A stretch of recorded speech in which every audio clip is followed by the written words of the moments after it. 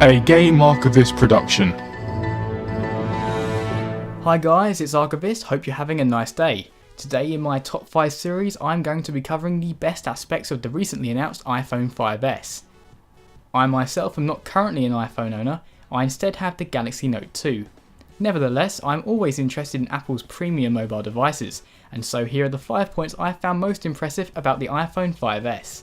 Number 5. Since the original iPhone released back in 2007, the iOS user interface has looked pretty much the same, but now with the release of iOS 7 onto the new iPhone, Apple fans will finally get a fresh coat of paint on a familiar format. iOS will still retain its philosophy of being well regulated in order to keep the performance optimal, but the style is to change to a more colourful and vibrant design. Whether or not you're a fan of the new look, the fact that we are getting something new after so long is a welcome change. I think that it might cause a bit of controversy at first, but it shouldn't be long before users begin to embrace it. Number 4. The iPhone has always been a handset that keeps style in mind, and this has never been more true than with the brand new colour of champagne, which will be a mixture of gold and beige. The original options of black, well apparently it's space grey now, and white will still be available also, but I think that this new option will be appealing to a lot of people out there. Number 3. Touch ID is the new fingerprint sensor built around the iPhone's home button.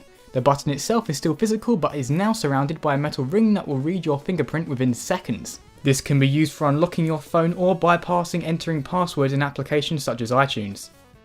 Number 2. The camera in the iPhone 5S looks to improve in other areas besides adding more megapixels. The pixels themselves will be larger, which is better for low light photography.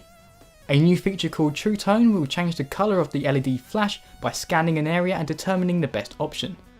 My personal favourite new addition to the camera though is the 120 frames per second slow motion capture.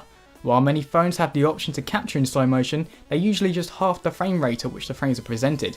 However, by using 120 frames per second, even slow motion will appear smooth. It's number 1. But the best feature, at least from my point of view, is the new A7 processor, which is apparently twice as fast as the iPhone 5's A6 chip. This will allow for what Apple are calling console level graphics. An example of this will be the newly announced Infinity Blade 3. Apple also mentioned something called an M7 chip. This will take care of motion sensing in the iPhone, leaving the A7 to focus on other tasks. When it comes to the processing power of the iPhone, I would like to share an experience I had with last year's iPhone 5 in comparison to my Galaxy Note 2. When I was deciding between these two handsets, the specs suggested quite strongly that the Note 2 would run games the best, as it boasted a quad-core 1.5GHz processor versus a 1GHz dual processor. However, when my friend showed his iPhone running Asphalt 6 at 60 frames per second when my Samsung was barely managing 30, I was pretty shocked. I can only put this down to Apple processors having a vastly more efficient architecture, and iOS being a simpler OS allowing for more power to be devoted to apps. I would ask you viewers to keep this in mind when comparing the spec sheets of phones. It doesn't always come down to clock speed and the number of cores in the processor, believe me. Those are my top 5 reasons to be excited for the iPhone 5S. Are you a fan of Apple's phones, or do you favour another manufacturer like Samsung or HTC? Let me know in the comments below. As always, thanks very much for watching and see you next time.